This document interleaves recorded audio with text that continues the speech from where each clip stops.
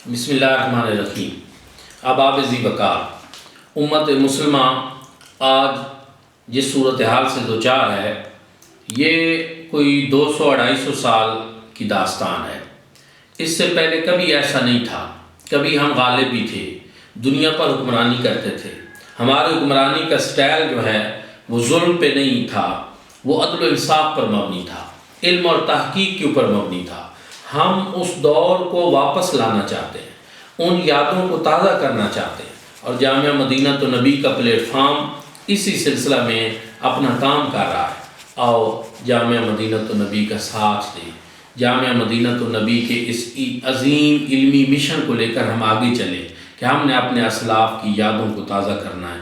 ہم نے ایک مرتبہ پھر امت مسلمہ کا کھویا ہوا وقار جو ہے اس کو بحال کرنا ہے، اور وہ تمام قرآن و سنت کے اصول اور ضابطے اور قوانین جو دنیا کے اوپر قیادت کرنے کے لیے اللہ رب العزت نے ہمیں دیے ہیں، حضور نبی کریم صلی اللہ علیہ وسلم نے ہمیں بتایا ہے، ان پر عمل پیرا ہونا ہے، اس کے لیے ایک ماحول بنانا ہے، اور انشاءاللہ وہ وقت دور نہیں جب ایک مرتبہ پھر جو ہے دنیا کے اوپر اسلام کا علم لہرائے گا، دنیا کے اوپر مسلمان جو ہیں پھر ایک غالب تہذیب کی صورت میں انشاءاللہ نظر آئیں گے۔